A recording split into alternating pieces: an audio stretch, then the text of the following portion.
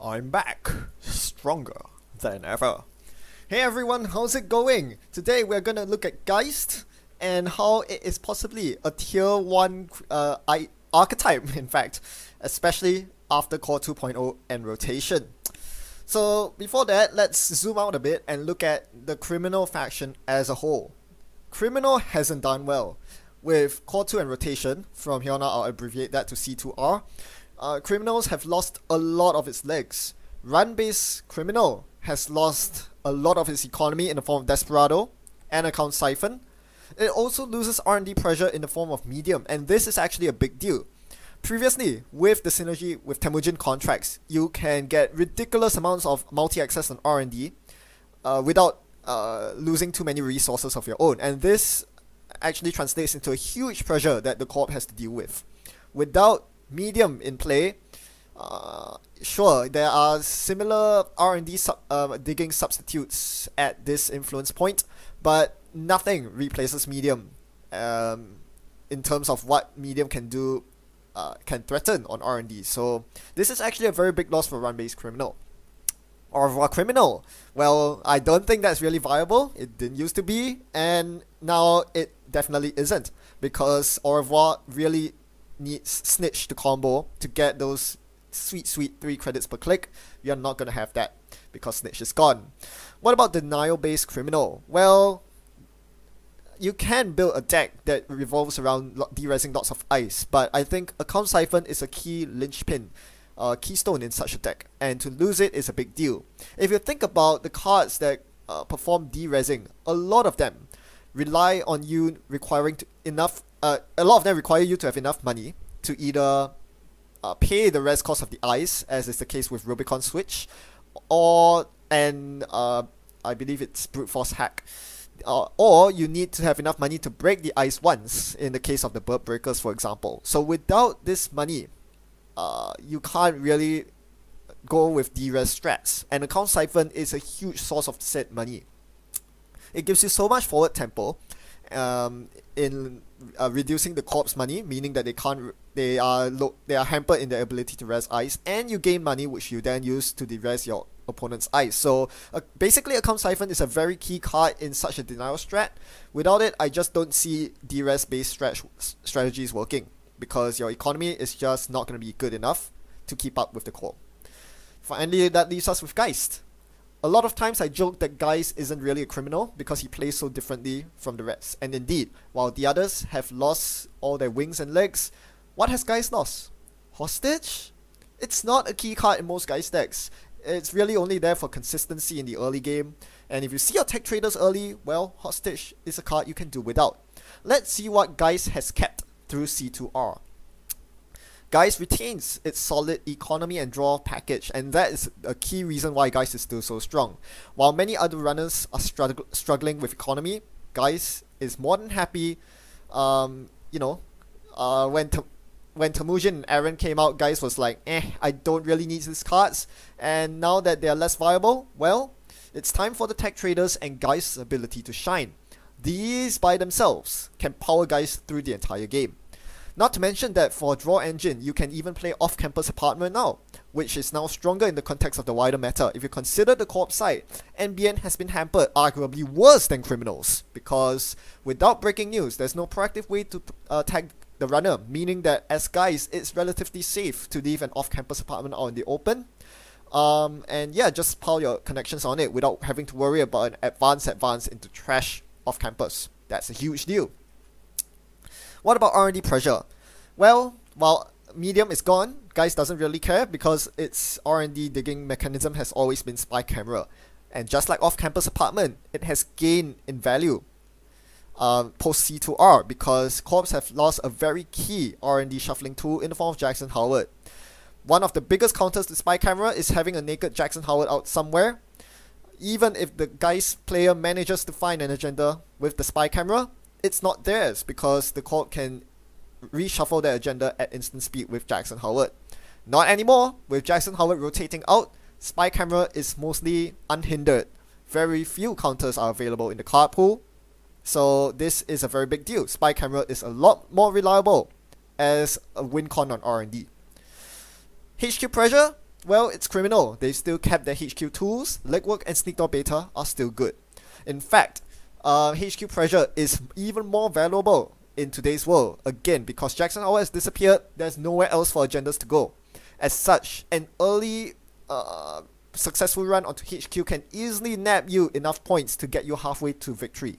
And this is something that Geist offers that many shapers don't have access to. So this is one big reason to play Geist or Criminal as a whole. Finally, Geist still keeps a lot of tech cards that the other factions may have missed out on. While it doesn't have access to SATCON Clot, it still has anti-fast advance of its own in the Source. The Source synergizes very well with Geist because you're already running 4 guys, which protects the Source, and not to mention off-campus apartment, the Source is a connection. You're also basically unkillable. You don't have to worry about the type of damage because all you need to do is to draw more cards than the amount of damage you're receiving, and you're safe. Finally, Rig Shooter isn't that big of a concern either. Assuming you're using the Cloud Breakers, which are running 3 of each, then you don't have to worry about 1 or 2 of them getting sniped by the Rook, Marcus Batty, or the random Hunter Seeker, because the rest of your rig is still intact. So the redundancy actually helps out a lot against such matchups. Geist sounds basically unbeatable, and for that, you might think it's one of the, if not the best criminal deck to play right now, and you're probably right. Breakers might be a big problem. Traditionally, Geist has had to import fixed breakers because once they have expanded all their cloud breakers, they can't get to servers anymore. Paperclip, Inversificator, these are common splashes. Who needs them? With Crimson Dust, we have Ormaquah. Something that I didn't really explore is Ormaquah in Criminal, but this is the perfect time to do it. It synergizes perfectly with Dean Lister, countering the one weakness that I mentioned in my Ormaquah successful demo video, and that is Cyberdeck's Virus Suite. An instant purge renders Ormaquah useless, but Geist has too much redundancy for that. Of course, you have the Dean Lister that keeps Ormaquah relevant as long as you have cards in hand, and even if you don't have a Dean Lister out, if you have your Cloud Breakers, you can still get through servers in a pinch without worrying about CVS. Ormaquah is a perfect support breaker for the Cloud Breaker suite, and Dean Lister is just icing on the cake because it synergizes well as a connection that has a trash can on it. Works very, very well with Geist. It's almost as if these cards were designed to be played together in Geist. It's amazing. So this is the Geist deck I'm going to be piloting today. A few more points I want to talk about that I didn't cover earlier on. 2 Levy AR Lab access is important in my opinion. There are games where you probably want to drag out, especially against grindy damage based decks, and Levy allows you to do that. It's also important to note that being able to recycle your Cloud Breakers is actually quite important in certain matchups. So I like having the double Levy. It also gives you some insurance policy, and against mill decks, you don't like it when your Levy goes into the bin or gets hosted on a Street Peddler with no way off. So having that redundancy is always important because Geist is rather dependent on the Levy. What else do we have? Yes. So with the Breaker Suite, as mentioned earlier, one of the easiest ways to win against Corps nowadays is that without Jackson Howard, agendas flooding in HQ, without the ability to pump them out quickly, you can abuse HQ pressure very easily in Geist, because all you need to do is to set up a single Dean Lister with either your entire Cloud Breaker suite, one of each Crowbar Shift Spike, or the Dean Lister with your Ormaquah. Once you have the Icebreaker Dean Lister combo set up, you can then legwork with impunity and search through the hand and snipe all the agendas. This is actually quite important. The ability to set up really quickly and to break through ice with ease without taking too many credits is a big deal, and this sort of HQ pressure is what wins games and is a very important aspect of playing Geist in the early game. What else in the early game? Well, losing hostage is a big problem. With only 3 tech traders, if you don't see this early, if you mulligan and don't find a tech trader, you could be set very far behind. Notice that the rest of this deck, aside from the 4 guys, don't really contribute to your economy. And while you don't need money to break ice, it can be quite a pain when you're trying to set up for a spots hopper draw, for example. That 3 credits could end up being very expensive, and you don't want to be wasting clicks clicking for credits. As such, we need redundancies in Tech Trader, and this is why I decided to splash Influence on Wasteland.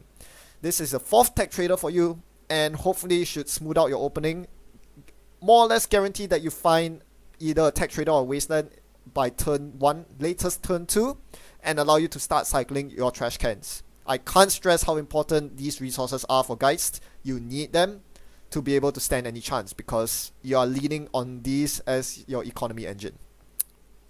Any final notes? Not really. Yep. Just very standard good cards. Maxwell James is additional link to support your cloud breakers. Political operative with Caprice gone, it's not that important, but who knows? So there might be some better defensive upgrades that will come into play, and Polop's always a nice way to defend against those. And yeah, that's about it. So let's see who we are going to be up against today, and let's see just how powerful guys can be.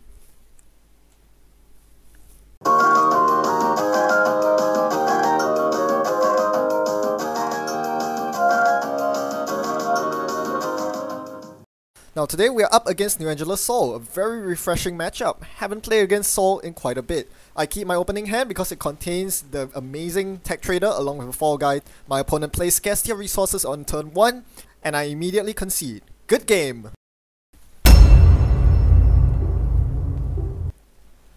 Well, blimey. If, like, when I was building this guy's deck, in my head, I told myself, if there is one card, a single corpsite card that completely wrecks my guys, it's none other than Scarcity of Resources. And of course, my first game piloting this deck, it had to be against a Scarcity Sol.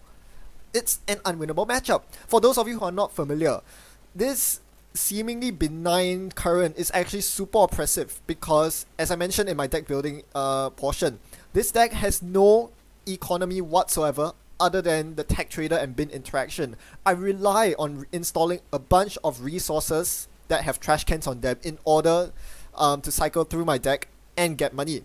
With that aspect crippled, I do not have the speed needed to contest any corp, even NBN, which is the weakest corp faction right now. The scarcity might as well say every time you install a resource, lose 2 clicks. That is how oppressive it is. Not to mention that the 2 most natural counters to Scarcity of Resources are not available for me. Firstly, I can try to steal an agenda and trash Scarcity of Resources. Problem is, against New Angela Sol, you can't because they will just replay the Scarcity. So that's out. The other option is to play your own current, but given that we are 7 cycles in, a bunch of big boxes, and still not a single viable criminal current, that is out of the window as well.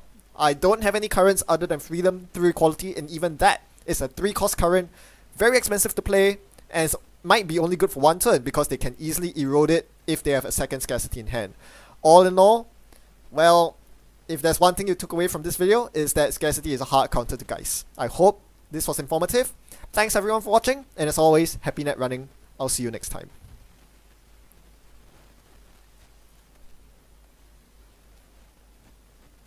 So yeah, I didn't actually hit the concede button, but trust me, I normally would have. I think anyone would have in my situation, but I didn't. Why? It's all thanks to you. Yes, you. You wonderful viewers, and especially my Patreon supporters, my beloved, dear Patreon supporters. You are the ones who keep this channel going. You are the ones who give me the drive to continue pushing my way through and making these videos and playing these games out. Otherwise, you know, I'll just move on. There are better things to do with my time than to sit around for half an hour watching myself get grinded out by Scarcity of Resources. Playing this Tech Trader and Fall Guy cost me so much money. So to all you supporters out there, thank you. You've made this happen. Now I hope you enjoy this lopsided, one-sided disaster of a show. Anyway, so thankfully, because NBN has been crippled, my opponent can't really place much pressure on me. Turns out, they don't have Sweet because it's not in the card pool, so even their credit pool is pretty weak by any measure. They only have 6 credits, and without a Sand threat or an Astroscript threat, I'm pretty content to donate the first agenda or even 2 to my opponent, knowing that they cannot threaten fast advance or any sort of, worse still, tech-based shenanigans with the likes of breaking news. So I'm more than content to sit back, relax, and enjoy this slow, painful setup of a board state. I've somehow or another managed to eke my way to the 7 credit mark, which is an achievement in itself. Yeah, it involved a lot of credit clicking. You'll notice that my tempo has slowed down so much. Every turn, I'm basically drawing 1 or 2 cards and then playing 1 or 2 cards from my hand, with nearly half of my cards costing 2 extra credits. That is such a huge deal. Basically, the only cards I can play at face value are the Cloud Breakers, and even those are not exactly what I want to play. That's negative tempo. I'm not gaining tempo from installing breakers because I don't intend to run. Right now, using Cloud Breakers to trigger Geist and my single tech trader is not good enough in terms of efficiency. What I'm really looking for here is my second copy of Tech Trader. Once I have 2 Tech Traders, that's my go time. Before that, I'm not gaining any ground by, I spend a click and a credit to install something like a crowbar. I get a click of a draw and a credit back from using the trash can ability. That is not advancing my game. So this is why I need multiple Tech Traders. I get another fall guy on the table. That fall guy is not going to give me much money again. The +2 credits from the fall guy is negated by the +2 cost from scarcity. Meanwhile, my opponent's single advances an agenda, and I go through my head asking myself, what agenda could it be? Now, at least I don't have to worry about breaking news boom. But there are bigger threats out there. I don't have to worry about Sand into global food either, because Sand is not legal. But there are the 4 too. So there's corporate sales team, which is pretty bad. It will make my opponent rich, and they need the money right now. Or it could be net quarantine, as I said in chat. That would be hell for me, because that would negate any possibility of me waltzing through my opponent's eyes with sheer link. I do have the potential to go up to 5 link with 3 Sports Hoppers and Maxwell James all installed on the table. In reality, of course, there will be much less, because I probably will end up using Maxwell James and or the Sports Hopper at some point for draw or for de-resing ice. And yes, it turns out to be the worst case scenario. My opponent gets a net quarantine, slip it through the cracks. Sorry. Yeah, this is bad. This is really, really bad. Now, this means that I basically have to prepare my breakers. I cannot let Tracers fire, even if I have the money to beat them, which I obviously don't. Not having the link to contest them and giving my opponent free money when I beat Tracers is not what I want. So my Cloud Breakers will have to pull double duty this game. Unfortunately, they're not there just yet. Even though I have the whole set of breakers, I do not have them at the correct strength. Strength 4 is not enough to deal with NBN. They have Toll Booths, they have Archangels. These are cards I do not want to face plant into. So with a pop of the Sports Hopper, I find myself flooded with cards and no way to get them out of hand. At 4 credits, usually I will be able to play a bunch of cards in my subsequent clicks and avoid the need to discard any of them. But with the scarcity, really restricts my movement here. Normally, a very good turn here would be off campus and holds a Dean Lister and maybe the Source on it. That would be a great turn that will use up all my 4 credits, but it will give me a bunch of draw, and it will slow down my opponent's advancement, because I have the Source plus 4 guy on the table. I can't do that, because installing those 3 resources will cost 6 credits extra. I don't have that sort of money. So this is just really oppressive. In the end, I had to decide, well, this is probably not an off-campus apartment game. I need the credits more than the cards. So the extra card draw is only going to hamper me, because it will force me to discard cards that I otherwise would want to keep. So off-campus goes in the bin, and one of my levies goes in the bin. I'm not worried, I have the second levy somewhere left in my deck. So I have my breaker set up and the Dean Lister. This allows me to threaten the remote. Hopefully this should slow down my opponent by a turn or 2, knowing that I can get through any ice that isn't Mother Goddess.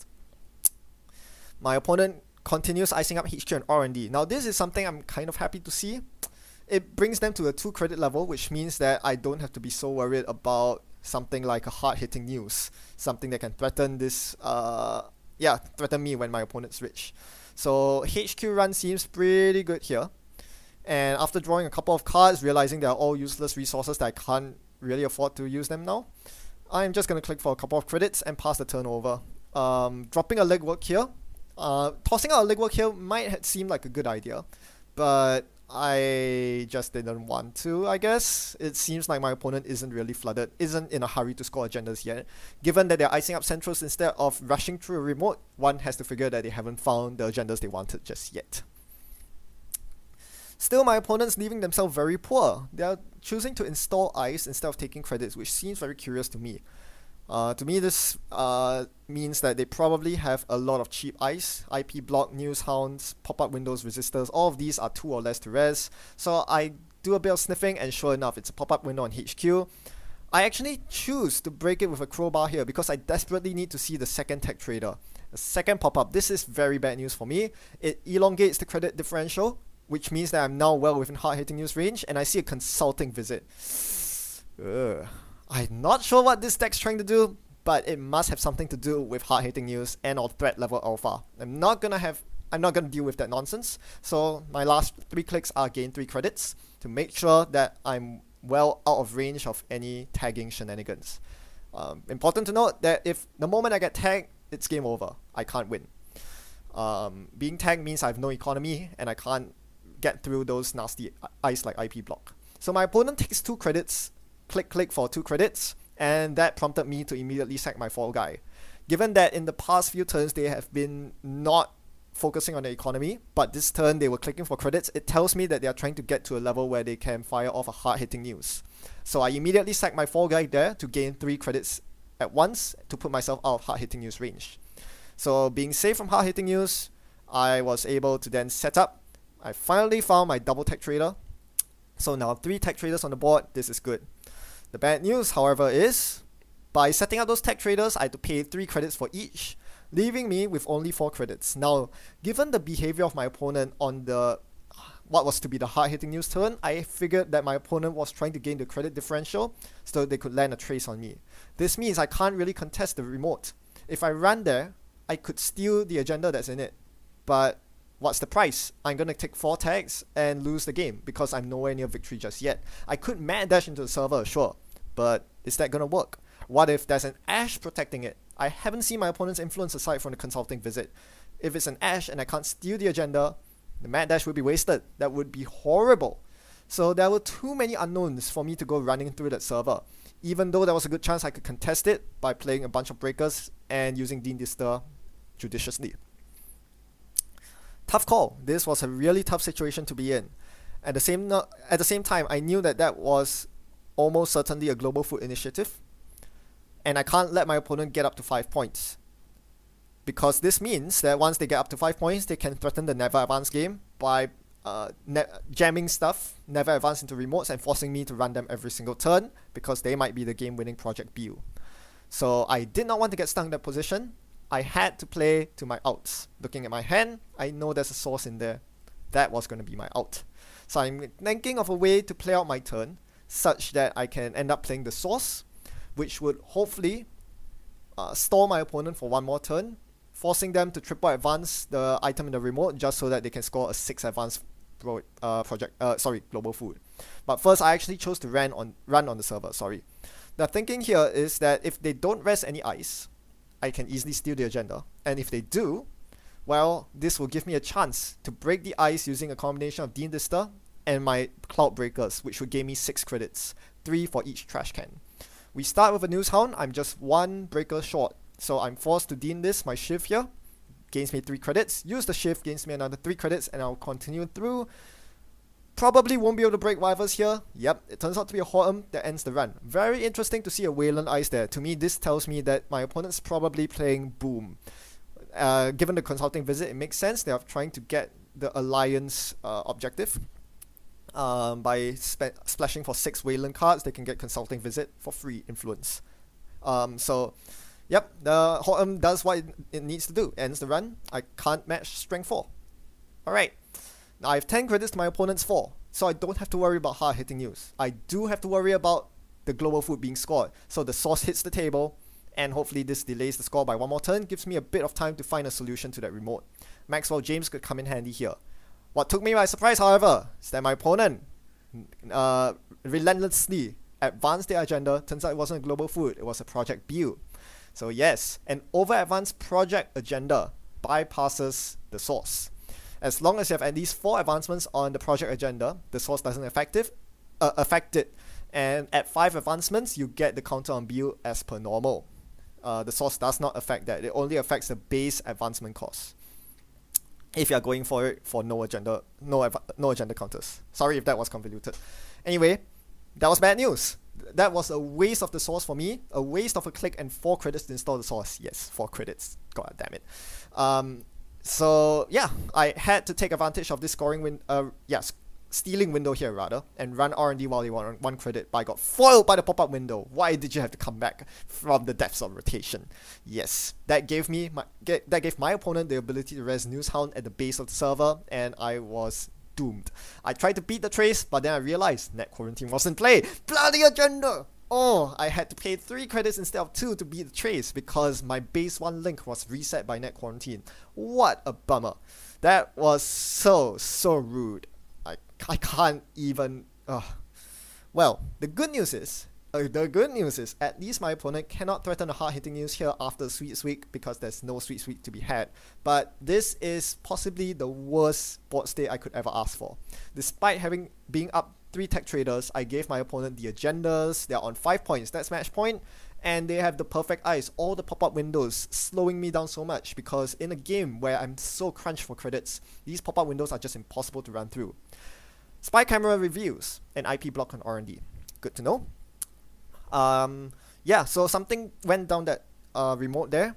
I have to assume that it's not the winning build. If I do, it's not much I can do. Right? Because I don't have the shift. I could drop Ormaquah Dean Lister, but I don't think I have a Dean Lister on the Peddler. So that's the amazing thing about Ormaquah. At any moment's notice, you can drop Ormaquah Dean Lister and get past any remote you like. The trouble with this game is that is way too expensive for me. I cannot afford to play Ormaquah and break all of these ice with 2 subroutines. If anything, if I'm ever going to contest that remote, it's going to be Maxwell James who gets me in. For those of you who are not very aware, Maxwell James's D-Res ability is actually instant speed ability. This means that you can use it during the paid ability window where you normally break ice subroutines. This forfeits the chance for your corporate opponent to re-res the ice. If you do it before the encounter, then yes, they can re-res it. But in this case, I choose to do it after the encounter. So I de-res the Newshound because I didn't have a shift. Unfortunately, I realized that I couldn't get through the Horton after that. So that was basically a wasted Maxwell James. What? Yeah, I don't even... That was so dumb. The only salvation from that is that my opponent did not have a second build. They had a QPM, which was arguably worse because I don't really have any way to remove tags when I access. Without Film Critic or Aaron Marin in this deck, I am completely vulnerable to QPM. If I access and 1 more QPM while I'm tagged, it's game over. My opponent could very well abuse this in conjunction with something like a Data Raven to defend their QPM. But they might not be running Raven. In this case, they're just running KP Lin. Equally viable. Again, another Wayland card to add to the 6. So, what KP Lin does is that you cannot run on the server successfully without getting tagged, unless you clear KP Lin beforehand. And this means that a server with KP Lin and QPM inside is virtually safe. Pretty much. So, with Double Street Peddler out, there are 2 cards that I'm looking at that are of huge interest to me. On the left Street Peddler, there's a Political Operative. This is my out to killing the KP Lin in the remote if my opponent goes for the second QPM in that server. But I need to get through HQ first. And to do that, my right Peddler has a Sneak Door Beta on it. So I choose to get the Sneak Door Beta out right now because I needed to get lots of credits from Tech Trader. Doing the Sneak Door run allows me to install the Polyp from my left Street Peddler and gain another few Tech Trader credits. And that allows me to install more cards. Right now, the card I'm looking for is Link. There are either 1 or 2 more Sports Hoppers left in my deck, and I need to find them. I think 1 more just left. I need it because that will allow me to install the rest of my Cloud Breakers from my hand. I'm at memory limit right now, and that's a problem. Spy Cam here shows me Global Food Initiative. Notice that I'm firing it on my opponent's turn. This allows me to trigger Wasteland on both the Corp and the Runner turn, because unlike Tech Trader, Wasteland only works once per turn. So that's a small disadvantage of Wasteland.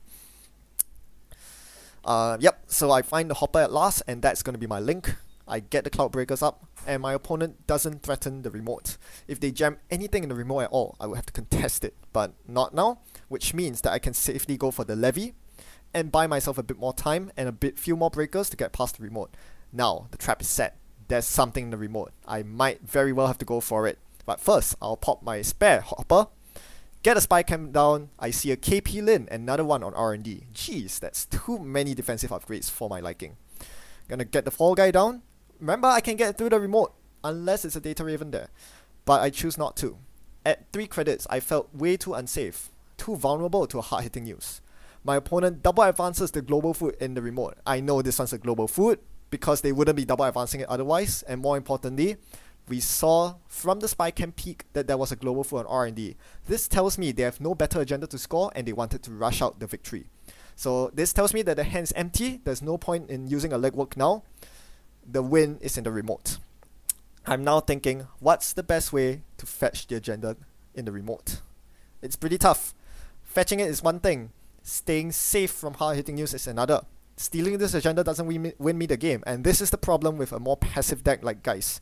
Taking so long to get up and running, when your opponent threatens match point, you cannot similarly threaten with a match point of your own. If I steal this agenda and get hard-hitting news, I'm still going to lose because I do know my opponent's actually running exchange of information. So that's an auto lose. So click 1, I play Freedom Through Equality.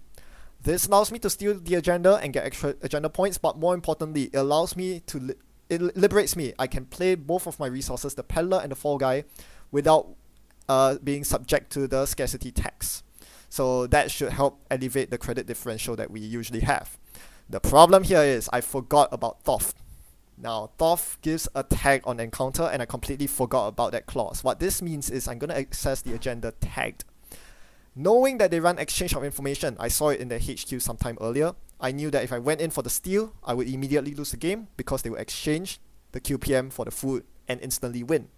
So after encountering the Thoth and breaking it with Shift, I should have jacked out. So I asked my opponent if they allowed the take back. That was fine because I already knew that was a News Hound. That was a Maxwell James D-Res News Hound. Normally you wouldn't allow a take back as the ice resin constitutes revealing hidden information, but since I knew about the News Hound, it wasn't that big of a deal. So my opponent very kindly allowed me to jack out and take back the News Hound D-Res. That was quite bad on my part, but yeah, I actually saw an out because the Street Headlight installed had the source on it. So as my opponent tried to advance their game-winning food, I popped the source on their second click. So they're left with a 4 advanced food in the remote, hanging there, unable to be scored. They need one more turn to score it, and the source buys me that one turn to hopefully turn the tables. Now I'm tagged.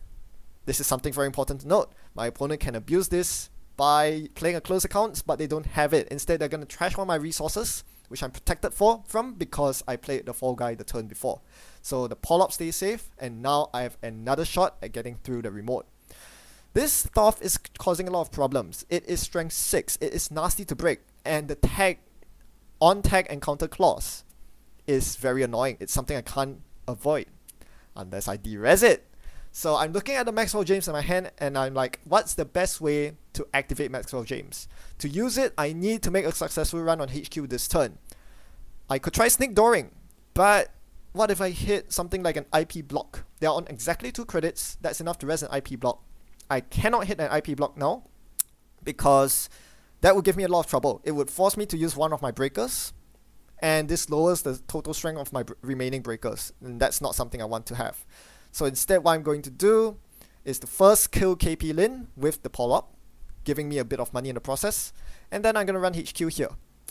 This is a safer option compared to sneak dooring on an unknown ice on the remote, on archives, which could be something that eats up a shift or a shift or a spike that I don't want.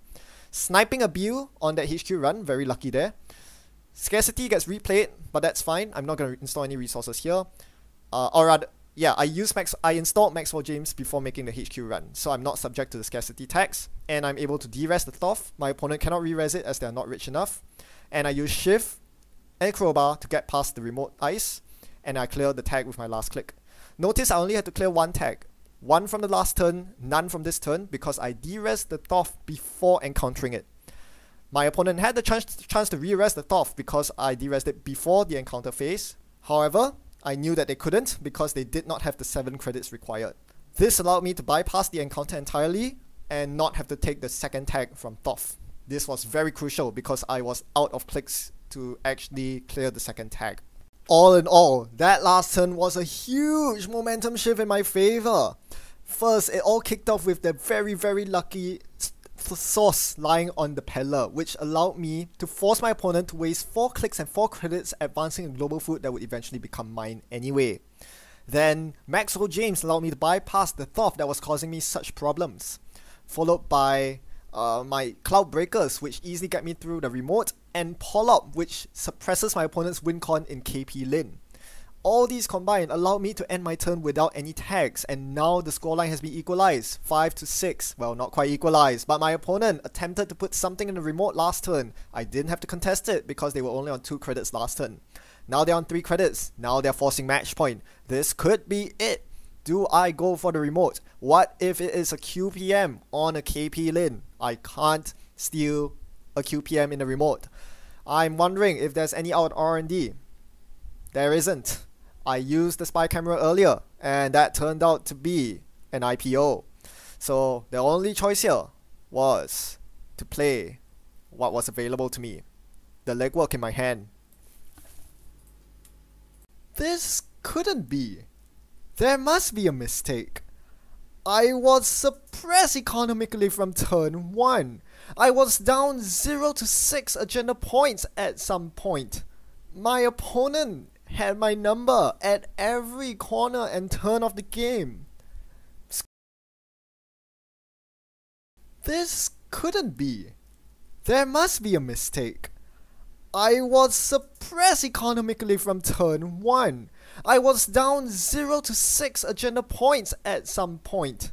My opponent had my number at every corner and turn of the game, scoring the 4-2 that holds me in that quarantine, bypassing my source with an over-advanced project build. It's those clutch plays, man. Those clutch plays. Popping a fall guy just as my opponent was about to land a hard-hitting news on me. Using Pull-Up to bypass KP Lin so I don't have to run the remote twice. Using Sneak Door to activate Maxwell James, which in turn allows me to avoid Thoth. Power play in the span of one short turn. Converting a Glacier remote with Thoth, Newshound and Ho'em with the protection of KP Lin and an advanced agenda in there. Into a pile of steaming D-Res wreckage. No KP Lin to be had, no agenda to be had, and most of all, the runner disappearing without a trace, without a tag.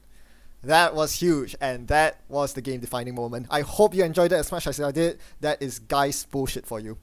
Thanks for watching, happy net running. I'll see you in the bin.